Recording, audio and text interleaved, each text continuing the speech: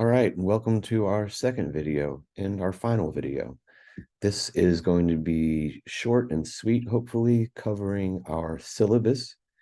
Our syllabus is currently located in two places. I just set it out here alone for you guys to access about 7 days ago.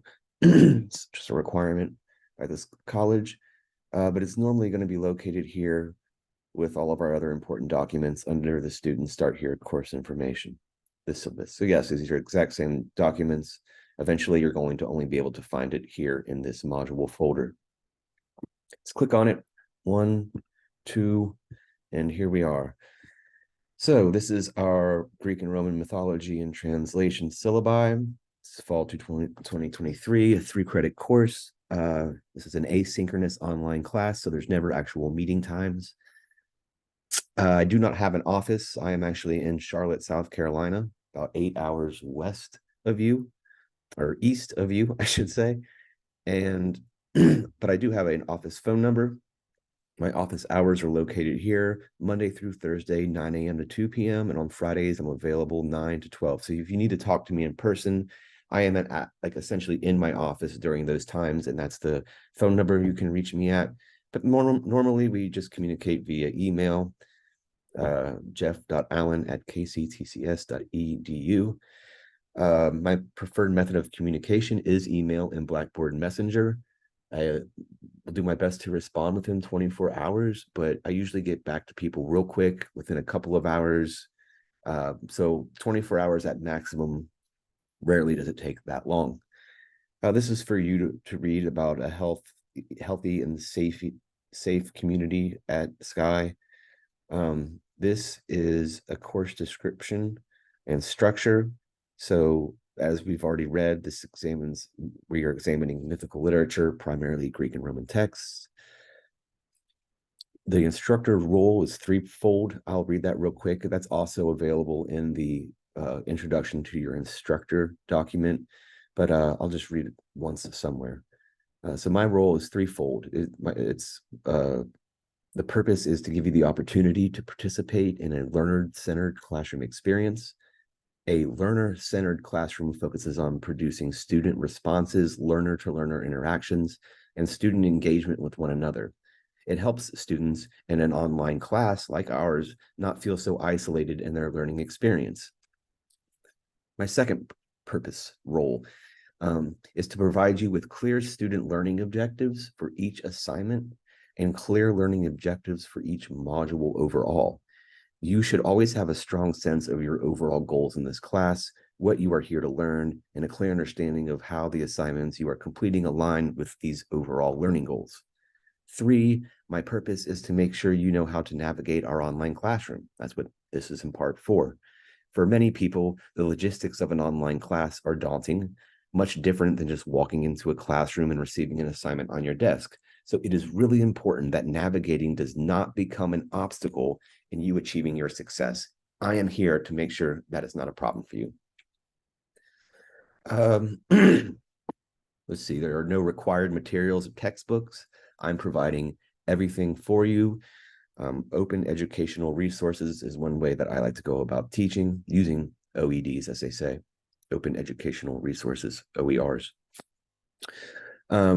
So I will always be providing you with class materials. You are not spending any extra money in this course. Course competencies were available in that course overview. We'll discuss them quickly here. 1, you will be able to identify and discuss the major influences and themes of Greek and Roman myth. You should be able to define mythology and identify key figures and narrative lines in the major Greek and Roman myths. Explain the conventions of various genres of literary myth. And demonstrate understanding of the enduring influence of Greek and Roman mythology on the formation of Western cultures. We are not going to be able to read all of the great Greek and Roman myths. We will be able to just touch the surface. Okay, so this is definitely an introductory course to Greek and Roman mythology. Let's see. This is information on workplace ethic agreements, professional conduct, The withdrawal policy for this course. If you are ever in a position where you feel like you cannot handle the workload, reach out to me and we can discuss withdrawing you. There is a certain point in this semester where you can't really withdraw, and that's of course later in the semester. So if you know early on that you're having trouble, consider withdrawing from the course. If you have other inquiries and other class concerns, here's a student code of conduct document. Freedom from retaliation. Faculty and staff shall not retaliate against any student for bringing a concern or complaint. And of course, that is the case. We are not here for retaliation. I am here to help you succeed in this class and in your academic career. Information on plagiarism or cheating. We'll get into that when the time comes. Here is a look at our grading system. So as normal, a 90 to 100% is an A, 80 to 89% is a B, and so on.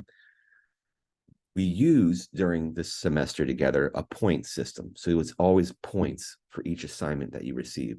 So here's the scale on that. There's a total of 1,100 points possible for this course. That would be like a 100%. So if you score between 1,100 and 1,000, that's an A. If you score between 999 points to 900, that's a B, so on. And then, of course, at the end, we'll take those points and turn it into a percentage to see what your overall grade will be. You will always be able to know, though, what your actual normal percentage grade is at any point in time. This here, then, is a breakdown of our modules and the assignments you will be covering. You'll notice that each module is worth 250 points, and there's 4 modules, so that's 1,000 points. So where does the 100 extra come from? Well, that's to make it 1,100. Well, that's the attendance participation. 100 points overall for attendance. How does that work? Well, perfect attendance means you've turned in all your assignments on time. So attendance is based on your assignments. If you complete your work on time, it's like you are present. If you are late turning in your work, it's like you are tardy. If you don't turn in your work, you're absent.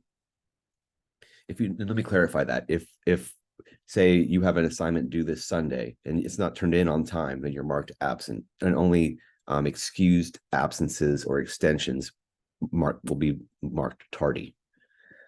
Another look at just a week-to-weekly based schedule. So the most specific schedule you have is going to be the class calendar fall 2023 document that's located in that student start here module. But here in the syllabus as well is a breakdown of the week-to-week load. Here's my policy on late work. I'm pretty relaxed about it.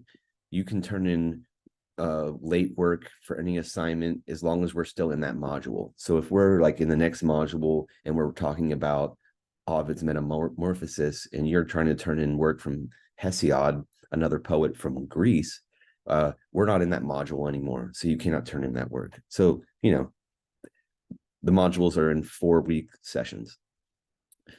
When it comes to major assignments, so we don't necessarily just have 4 major essays. We have projects in this class that we'll be doing. They're a little bit more creative, I guess, than just a straightforward essay format. But you have 4 of those in this course, 1 for each module. And with those major assignments, if I do accept them late, but only for 4 days. And each day that it's late, that's 10% more of that grade. So that's only for the 4 major assignments. Everything else, you have the entire module to get it in. But after that module has passed, we cannot accept it. There is not extra credit in this class, but there are a bunch of assignments that are really easy and are points towards your final grade. So those we do these self-reflection and assessment journals where you kind of write about your experience and what you're learning, and you get credit for it. And discussion boards where we come together as a community to discuss what we're learning, our ideas, our proposals for ideas. And those are also really easy points. So not extra credit, but a lot of easy assignments to help boost that grade so they feel like extra credit.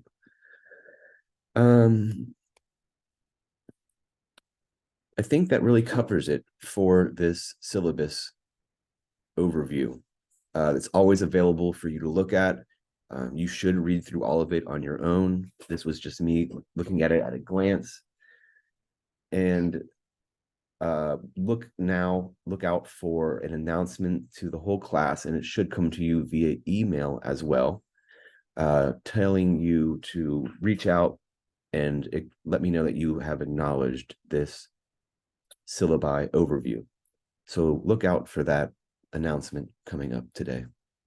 Take care.